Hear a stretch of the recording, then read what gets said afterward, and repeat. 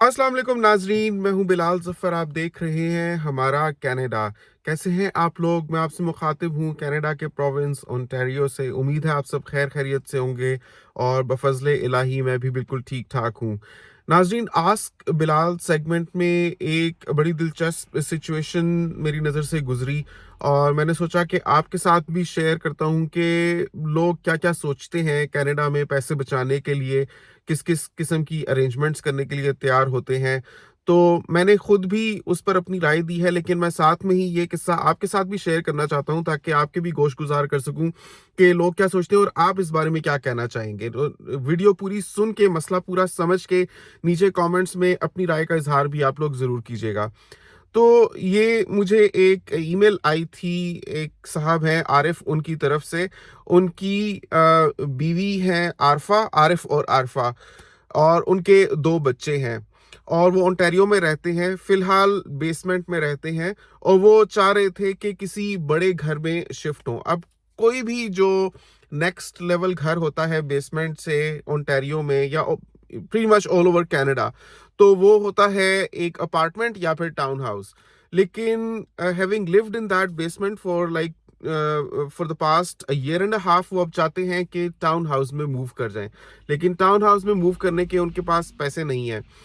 अगर आपको पहले से नहीं पता कि कनाडा में क्या किराए चल रहे हैं, तो आपको मैं थोड़ा सा आइडिया दे देता हूं कि वन बेड बेसमेंट आपको ओंटारियो में ऑल एक्सपेंसेस इन, जैसे हम उसमें रह रहे हैं, दैट इज 1800 कैनेडियन डॉलर्स।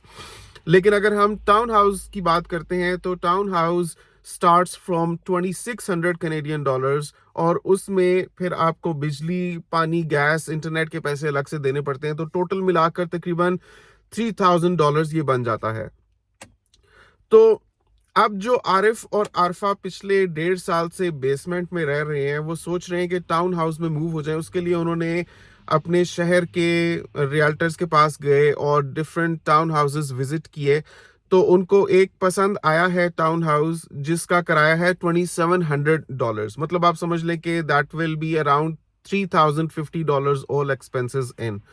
लेकिन वो ये सोच रहे हैं कि क्योंकि उनकी आमदनी इतनी नहीं है कि उसमें वो टाउन हाउस में मूव कर सकें, क्योंकि आरफा भी काम करती हैं, आरिफ भी काम करते हैं, उनके दो बच्चे भी हैं, बच्चों को डे केयर में डाला हुआ है और साथ में इस्लामिक स्कूलिंग में भी डाला हुआ है, जिसकी वजह से पर बच्चे की जो फीस उनको देनी पड़ती है, दैट इज 500 कैनेडियन डॉलर्स। दो बच्चे डाले हुए हैं तो दूसरे की थोड़ी सी कंसेशन हो जाती है, लेकिन ऑल इन ऑल उनको तकरीबन 900 के करीब ये पैसे देने पड़ते हैं, क्योंकि लेना छोड़ना भी होता है। और वरना तो अगर पब्लिक स्कूल में डाल दे तो वो तो फ्री है ना बच्चों के लिए, उसमें आपको स्कूल की भी फीस नहीं पे करनी, पिक एंड ड्रॉप भी जो स्कूल की बस होती है वही कर देती है, तो आपको अपने तरफ से कुछ भी एक्सपेंसेस बेयर करने की ज़रूरत नहीं होती। लेकिन अगर आप प्राइवेट स्कूलिंग करते हैं कनाडा में, जैसे फॉर एग्जांपल आप इस्लामिक स्कूल में भेजते हैं, तो बच्चों की स्टेशनरी, बुक्स एंड उनको लेना छोड़ना, उसके अलावा स्कूल की फीस भी देनी पड़ती है। सो उस मद में उनके $900 भी जाते हैं।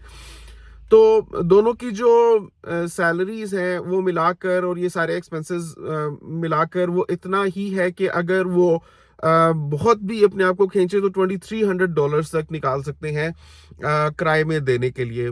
घर खरीदने के तो ऑब्वियसली उनके पास पैसे ही नहीं है।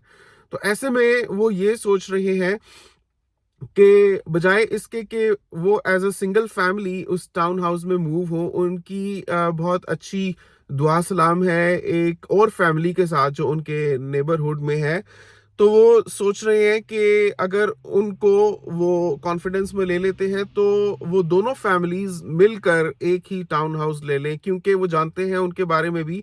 और फॉर रेफरेंस से एक उनके नाम भी आपको मैं बता दूं, they are Nasir and Faryal, जो उनके नेबर्स हैं। So Arif, Arfa and their children एक फैमिली है, और नासिर, फरियाल और उनकी एक बेटी एक दूसरी फैमिली है।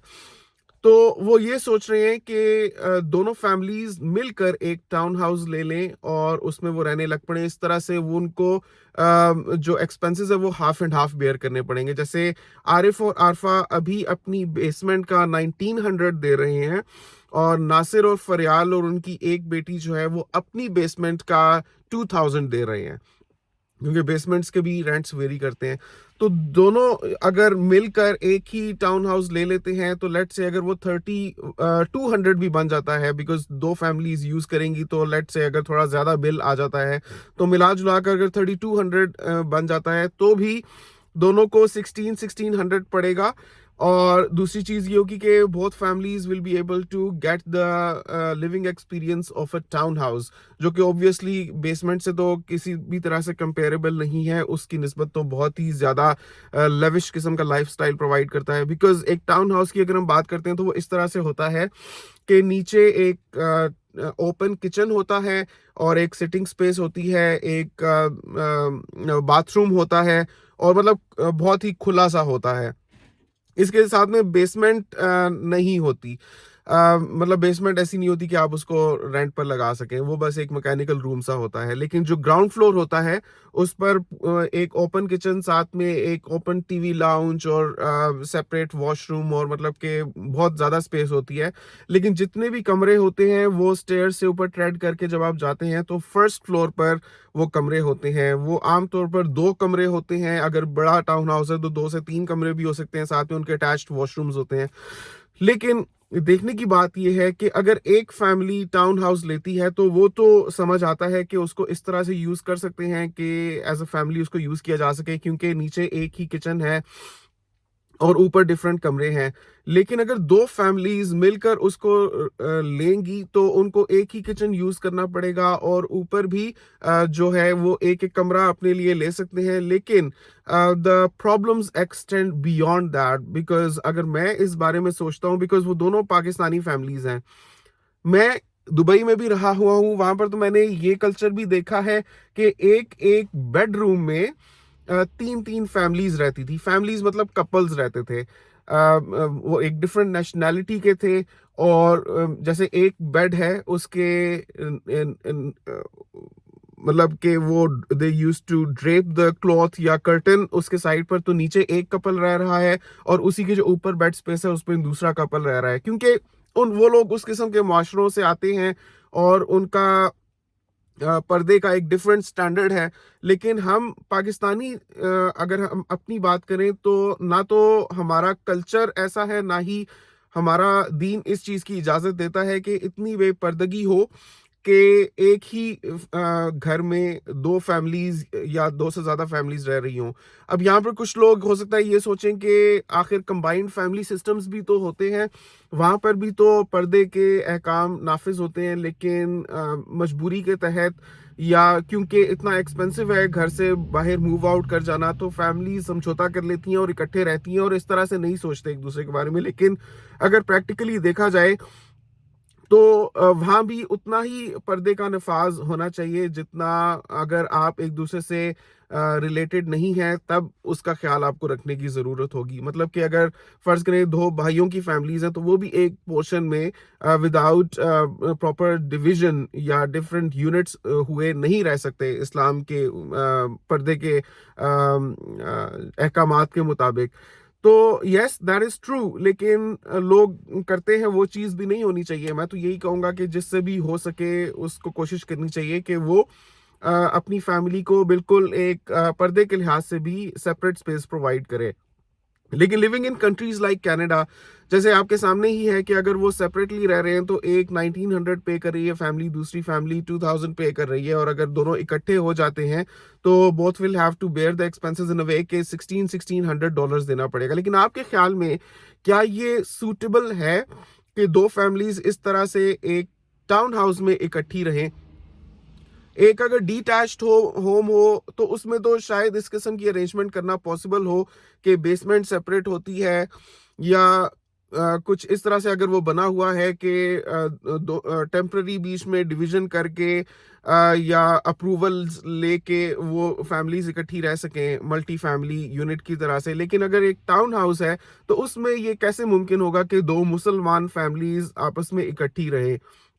तो आरिफ की मुझे ईमेल आई थी, कहते हैं कि मेरी जो बीवी है आरफा, उनकी फरियाल के साथ ये जहनी हम आहंगी हो रही है कि हम इस तरह से इकट्ठा एक टाउन हाउस ले लेते हैं और उसमें रह लेते हैं, लेकिन मुझे नहीं लगता कि ये एक सूटेबल अरेंजमेंट होगी। ये आरिफ साहब मुझे कह रहे हैं कि मुझे नहीं लगता कि ये एक सूटेबल अरेंजमेंट होगी, और मैं तो यही कहना चाहूँगा कि मुझे भी नहीं लगता कि ये सूटेबल अरेंजमेंट होगी। बजाय इसके कि एक इस किस्म का टाउन हाउस लेकर आप एक टाउन हाउस में लिविंग एक्सपीरियंस की फील लेने की कोशिश करें, जिसमें आपको अपनी प्राइवेट स्पेस एक और फैमिली के साथ शेयर करनी पड़े, बिकॉज हमारा दीन इस चीज़ की इजाज़त नहीं देता कि आप इस तरह से पर्दे के अहकामात को पामाल करें और आप एक और फैमिली के साथ एक ही घर में रहें। और यहाँ पर सिर्फ इतना ही मसला नहीं है, मसला उससे बियॉन्ड भी एक्सटेंड करेगा। शुरू में तो हो सकता है कि आप लोग इकट्ठे सोचकर या एक ही प्लेटफॉर्म पर आकर ऐसा महसूस करें कि ये आपके लिए मुमकिन है या इस किस्म की लिविंग अरेंजमेंट आपके लिए पॉसिबल है, but once you will actually be in that position, तब आपको पता चलेगा कि इसमें कितने किस्म के मसाइल हैं। बिकॉज आपके दो बच्चे हैं, आपके दो बेटे हैं, और फरयाल और नासिर की एक बेटी है।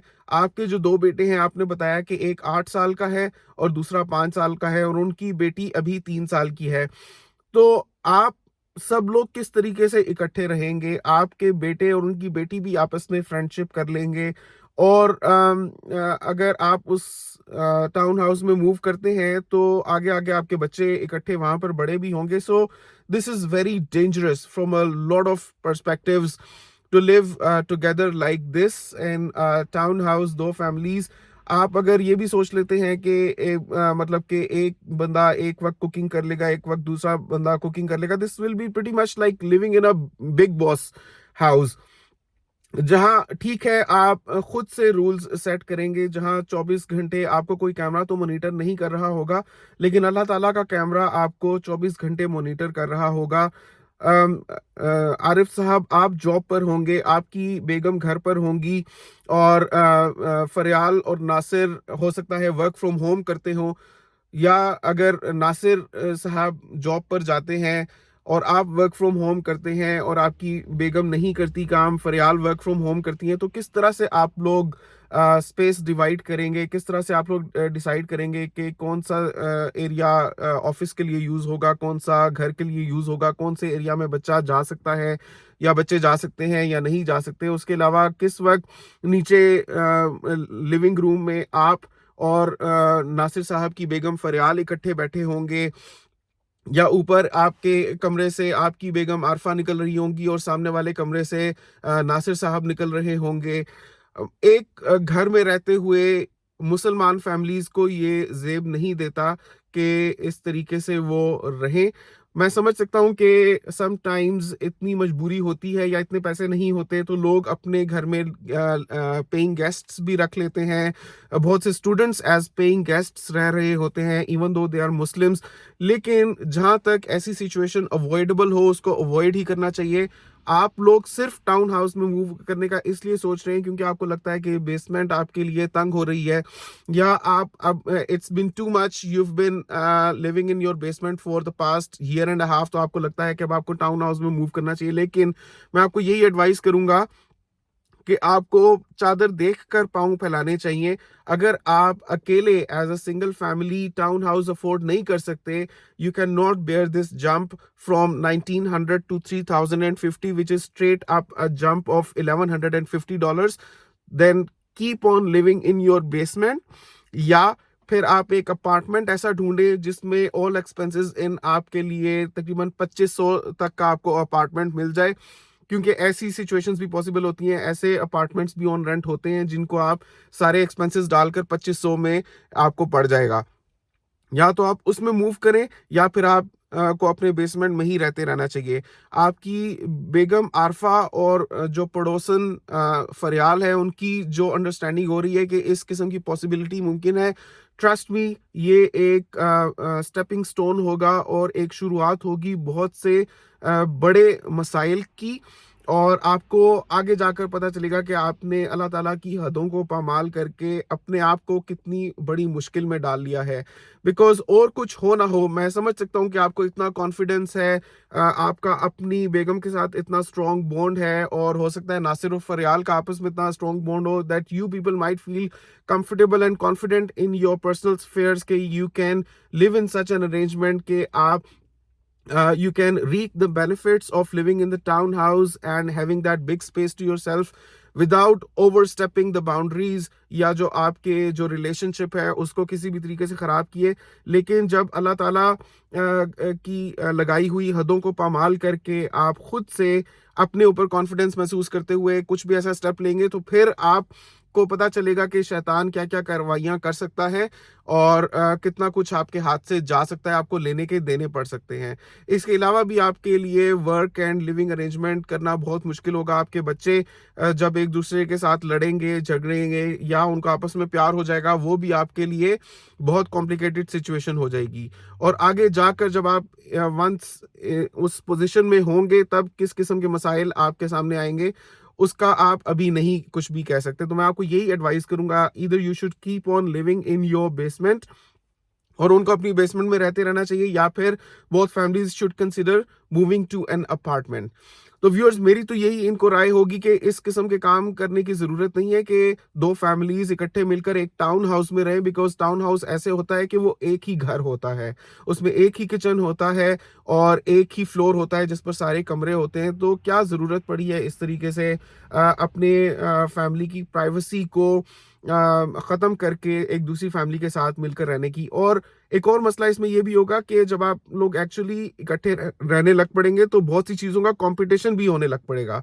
जब आप एक घर में एज अ सेपरेट फैमिली रहते हैं, तो आंख ओझल पहाड़ ओझल, चाहे पड़ोसी कुछ भी अपने घर में कर रहे हो, आपका उससे कुछ लेना देना नहीं होता, और आप अपने आप को उसके साथ कंपेयर नहीं करते।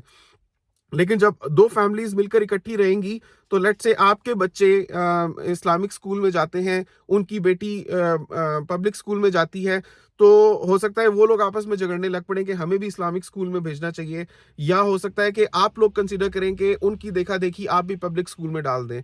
और फिर हो सकता है कि उनके की बेटी की परफॉर्मेंस अच्छी हो पढ़ाई में, आपके बच्चों की ना हो, आप अच्छा कमा रहे हो, वो अच्छा ना कमा रहे हो, या वो आपसे बेहतर कमा रहे हो, आपकी पे स्केल कम हो, तो हो सकता है कि आपकी बीवी आपसे मुतनफ़िर होकर उनकी तरफ ज़्यादा उनकी रग़बत हो जाए। क्योंकि इंसान इंसान है, जब हर चीज़ एक दूसरे के सामने एक ओपन बुक की तरह से हो जाएगी, तो जब आपने खुद ही अल्लाह ताला की लगाई हुई हदों का लिहाज ना रखा, तो फिर आप नहीं कह सकते कि शैतान किस तरह से अपना रोल प्ले करेगा। तो मेरी तो यही राय रहेगी कि आप लोगों को सेपरेटली ही रहना चाहिए, या कंसिडर करना चाहिए कोई सूटेबल ऐसी अकोमोडेशन ढूंढने की जो आपके रेंज में हो, जैसे कि कोई अपार्टमेंट हो सकता है।